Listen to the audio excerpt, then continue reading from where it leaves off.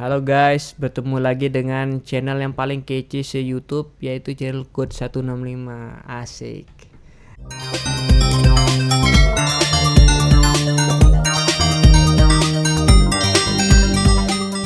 Nah, pada kesempatan kali ini, video kali ini saya ingin share sebenarnya kepada teman-teman terkait sesuatu yang lagi ngetren di pertengahan tahun 2023 ini. Apa dia? Yaitu AI atau Artificial Intelligence, atau biasa kita sebut sebagai machine learning. Tapi di video kali ini saya ingin mengajarkan kepada teman-teman bagaimana caranya membangun project kecerdasan buatan dengan menggunakan bahasa pemrograman Python. Kenapa Python? Karena Python adalah bahasa pemrograman yang sangat mudah dipelajari oleh pemula yang ingin mendalami tentang kecerdasan buatan atau AI. Nah, tapi sebelum saya mengulik lebih jauh tentang AI di sini, kita perlu memahami apa sebenarnya machine learning atau AI itu. Machine learning itu terdiri dari dua kata, yaitu machine dan learning. Ya, machine adalah suatu alat yang bisa memudahkan pekerjaan manusia, tentu saja ya. Kemudian learning adalah kata kerja yang mengandung makna belajar. Jadi kalau kita gabungkan dua kata ini, artinya adalah mesin yang belajar. Nah, maksud mesin yang lagi belajar, yang sedang belajar ini, mesin yang belajar ini adalah kemampuan komputer ya untuk membuat keputusan berdasarkan data-data yang diinputkan atau data-data historis. Misalnya kita ingin bertanya kepada komputer, buatkan halaman login yang bagus dan resolusi dengan HTML. Maka komputer itu secara otomatis berdasarkan pengetahuan yang telah dia pelajari atau training, dia akan memberikan kita snapshot atau highlight dari jawaban yang kita inginkan, seperti yang ditampilkan di layar teman-teman ya. Contoh lainnya adalah di Microsoft Bing Image Creator. Nah, kita membuat gambar berdasarkan dengan kata-kata yang kita inputkan. Contohnya Power Ranger Fight with Ultraman, maka dia akan menghasilkan gambar-gambar yang berkaitan dengan apa yang kita inputkan. Apa contoh lainnya yang paling mudah adalah di sini mengenali gambar atau image recognition dalam bidang computer vision ya. Jadi komputer itu memiliki kemampuan untuk mengenali suatu objek, apakah ini kucing, apakah ini panda. Nah, kita akan mengajari komputer dengan gambar-gambar ya, kita inputkan gambar-gambar itu sehingga dia memiliki pemahaman bahwa ketika user memberikan gambar kucing, maka dia akan tahu dan kenal bahwa ini tuh benar-benar gambar kucing. Ketika kita berikan ini gambar panda, maka komputer akan memahami dan mengenal bahwa ini benar-benar adalah gambar panda. AI itu adalah komputer yang bisa mengenalin pola, mengenali data, mengenali gambar, mengenali suara, yang bisa melakukan suatu prediksi. Contohnya prediksi seperti ini, ketika kita kasihkan panda, maka dia akan komputer akan mengenali bahwa ini adalah gambar panda, dan itu adalah pengetahuan yang akan dia simpan. Kemudian bagaimana komputer belajar? Nah, salah satu algoritma kecerdasan buatan yang mungkin teman-teman tahu yaitu jaringan saraf tiruan. Ini adalah contoh dari jaringan saraf tiruan, bagaimana prosesnya. Ketika kita memasukkan gambar 8, maka di ujung layer ini ya, di ujung layer ini ketika input 8, maka yang keluar adalah yang berwarna putih ini, yaitu di angka nomor 8. Nah, artinya ketika kita memberikan gambar 8 ya, gambar 8 ya, maka komputer itu yang akan muncul di layar komputer itu adalah dia akan menebak bahwa itu adalah gambar 8, gambar 3, seperti itu. Nah, lalu apa tahapan yang ada di machine learning itu sendiri?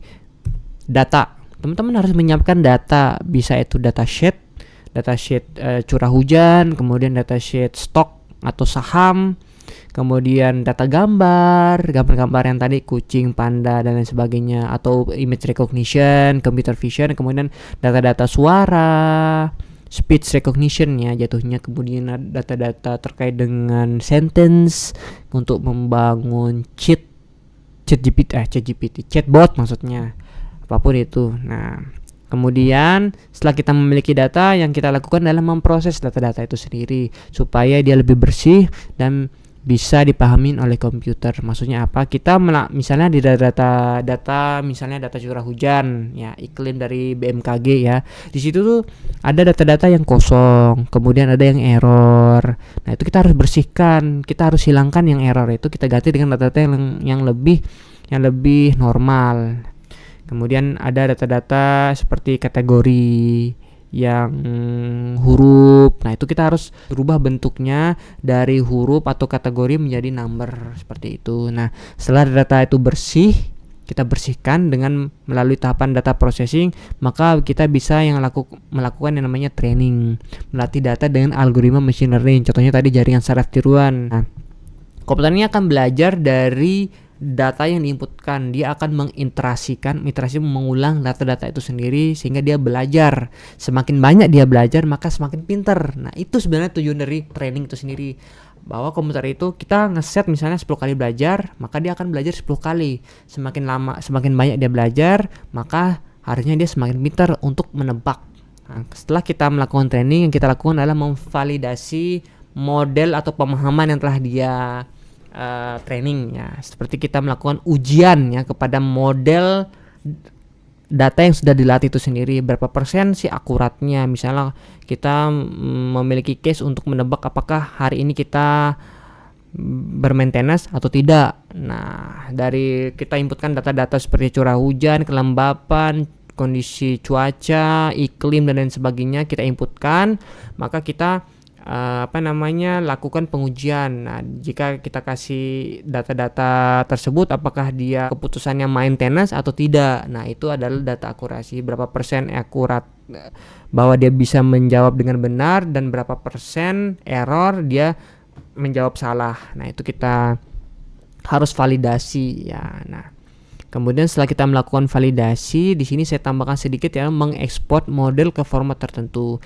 Kenapa kita harus ekspor model ini? Karena setelah kita men-training data, kita perlu yang namanya menggunakan model itu untuk diimplementasikan di project kita. Nah, format-format yang mungkin kita bisa gunakan adalah format .pickle atau H5 ya. Nah, model ini akan dikonsumsi oleh backend. Nah, backend di sini kita bisa menggunakan Python Flask ya. Nah, kita deploy model ini ke internet misalnya, atau kita membuat aplikasi berbasis web yang mana nanti kita import modelnya di web itu, kemudian akan dikonsumsi dan dia akan menghasilkan output yang kita inginkan, apakah bermaintenas atau tidak, misalnya kayak gitu. Dengan dia misalnya user nih yang inputin form berapa curah hujannya, suhunya berapa, kelembapannya berapa, kemudian kondisi iklim baik apa buruk. Nah, dia akan menghasilkan output maintenance apa tidak. Lalu apa tool yang kita bisa gunakan untuk mempelajari machine learning atau membuat project dengan menggunakan machine learning ini? Kita bisa menggunakan bahasa pemrograman Python. Nah, kalau teman-teman sudah bisa menguasai Python, maka teman-teman bisa menggunakan library machine learning yang ada di Python itu sendiri. Seperti ada namanya library scikit-learn. Scikit-learn di sini melatih data-data berupa data 2 dimensi seperti dataset curah hujan, Titanic, Iris data, kemudian apalagi ya, data-data yang dataset gitulah ya, yang ada tabel, ada kolom, ada row. Itu lebih cocok menggunakan scikit-learn ya, karena ringan ya. Kemudian kalau teman-teman memiliki data-data seperti gambar yang sangat banyak, misalnya beribu-ribu gambar, case-nya gambar, kemudian suara, kemudian teks. Nah, teman-teman bisa menggunakan algoritma deep learning, bisa menggunakan library Keras ataupun TensorFlow yang dikembangkan oleh Google. Nah, setelah teman-teman bisa membuat model, teman-teman bisa mengkonsumsi model itu di backendnya teman masing-masing. Nah, untuk backend di sini teman-teman bisa menggunakan yang namanya library Python Flask. Dia library yang sangat mudah untuk dipelajari ya. Saya sudah membuat video bagaimana caranya memahami Flask, belajar Flask. Silakan teman-teman cari di channel YouTube saya ini. Kemudian, ini kan masih backend. Nah, supaya bisa dinikmati oleh user, front endnya kita menggunakan React.js. Jadi komplit nih dari hulu ke hilir ya, dari data, kemudian kita latih dengan menggunakan bahasa Python, Keras, TensorFlow, Scikit-learn, kemudian kita deploy dengan backend flashnya, kemudian untuk interfacingnya dengan user kita menggunakan React.js. Oke, sekian dari saya. Semoga teman-teman bisa memahami apa yang saya berikan.